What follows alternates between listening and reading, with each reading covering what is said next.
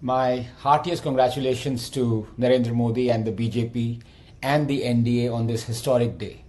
To take oath as the Prime Minister for a third successive term, an occurrence that has transpired after 60 years, quite remarkable. I am confident he will provide a stable, secure government for the next 5 years. But in many ways, this historic 2024 mandate has made Prime Minister Modi's job arduous. How does one formulate a policy, shore up one's resolve, promulgate an ordinance, pass an act that will do justice to the faith of 1 billion people that they have bestowed on a man not once, not twice, but for a third successive time? In one pan lies this faith, this intangible that goes beyond data and delivery. What must be laden on the pan opposite? Can faith be balanced with a little bank reform or a promise of a pothole-free national highway or the cleaning of a tributary or clerical easing in setting up a shop or a business or a ceremonial cutting of bureaucratic red tape? One can balance out demand, sure, but how does one balance out faith? The toilets have been made, all 120 million of them. Gas connections supplied, 100 million of them. Health cards distributed, 350 million of them. Micro loans provided, 430 million of them. Homes constructed, 40 million of them. Jobs given, 85 million of them. Bank accounts opened, 600 million of them. Indians are healthier, wealthier, wiser. They're traveling faster, cheaper. They're living safer, longer, being defended better. Inequality has decreased. Stock market is at its highest ever. What does one do now? A little more of the same? More toilets, more schools, more gas cylinders? Would that balance the faith? Welfarism is a necessity for a developing country, and so it must be. That said, to commit to welfare and then to realize it is not a difficult decision for any government to make.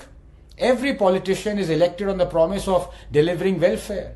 But there comes a tipping point, and sooner or later, that point is reached first by those who elect and not by those who are elected. There is only so many toilets to be made, so many taps to be connected, so many bank accounts to be opened. And once they are, the voters need something more than the basic amenities. That time has come. That time has come for Prime Minister Modi to stop discrimination against 1 billion Hindus, discrimination that is legal, social, educational and constitutional. To address this issue later would be too late. Quite possibly, it already is. If Modi's first and second terms were to save Indians, toilets, gas, tap water, loans, bank accounts, health insurance, homes, COVID vaccines, Balakot, the third must be one that saves India. And India cannot be saved if Hindus aren't. The Hindus do not ask for appeasement, they never have. The Hindus do not even mind if people belonging to other religions are appeased. All the Hindus ask for is that the discrimination carried out against them be ebbed, if not stopped altogether. Is that too much to ask? The proverbial Hindu Rashtra, a rhetorical, derisory reference to the dawn of 2014 coined by the left to guilt-trip Indians into believing that they were now living in a fascist state where Muslim rights were being stomped upon by brown-shirted, goose-stepping Hindutva soldiers, has just celebrated its 10th anniversary. 10 years of apathy and inaction, of prejudice, of constitutional and judicial discrimination, not against Muslims, but against Hindus. To those who claim we are now living in a totalitarian Hindu Rashtra, one must ask, what kind of a Hindu Rashtra is this where 1 billion strong Hindus have been through our parliament, courts, education system and our constitution reduced to not just second class but rather 8th class citizens? What kind of a Hindu Rashtra is this where Durga Puja and Garba celebrations are stoned with impunity, where a sitting Prime Minister claims minorities have the first claim to resources? What kind of a Hindu Rashtra is this where Hindus are forced to be refugees in their own land, where one can resettle or settle 40,000 Rohingya Muslims, but not 700,000 Kashmiri Hindus, the land's original inhabitants, where the judiciary says not once but twice that it is too late to prosecute those who raped, murdered and ethnically cleansed Hindus? What kind of a Hindu Rashtra is this where Hindu temples are exclusively controlled by the state and Hindus must beg for Waqf land to celebrate their festivals? What kind of a Hindu Rashtra is this where the Right to Education Act discriminates only against Hindus and their schools, forcing thousands of them to shut down? What kind of a Hindu Rashtra is this where genocidal monsters like Aurangzeb and Tipu are eulogized through state-sponsored publications, naming of roads and organizing of festivals? What kind of a Hindu Rashtra is this where a law was about to be enacted through which only the Hindus would have been held guilty in a communal riot even if they were in a minority, for example in Kashmir?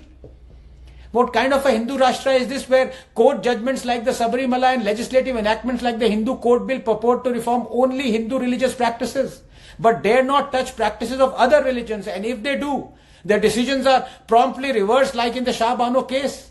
What kind of a Hindu Rashtra is this where the Places of Worship Act continues to deny Hindus their legitimate right to correct historical injustices, where the Waqf Act gives overarching powers to Muslims to declare a 1500-year-old Hindu temple to be on Islamic land when Islam is only 1300 years old?